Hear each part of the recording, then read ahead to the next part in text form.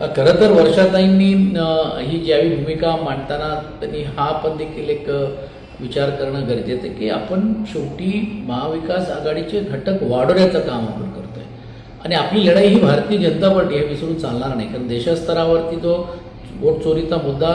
आदरणीय राहुल गांधीजींनी केला त्याला साथ देण्यासाठी ही सर्व घटक पक्ष पण ज्यावेळी रस्त्यावर उतरतात त्यावेळी बरोबर येतात त्यावेळी मात्र आपण त्यांना एकत्र ठेवतोय आणि मग आघाडीच्या बद्दल त्यांच्याबद्दल एक वेगळं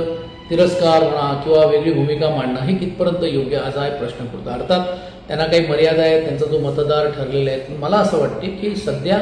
भारतीय जनता पार्टीला रोखण्याचं काम कोण करू शकतो ते उद्धवजी करतात आणि उद्धवजींना साथ देणारे घटक जर पुढे येत असेल तर मला वैयक्तिक वाटते की मराठी माणसाच्या हितासाठी ही जी आघाडी गरजेची होती तशीच भारतीय जनता पार्टी विरुद्ध रोखण्यासाठी जी मंडळी आमच्याबरोबर येतील त्या मंडळींना घेऊन जाणं हे जसं आमचं कर्तव्य आहे तसं काँग्रेस पक्षाचं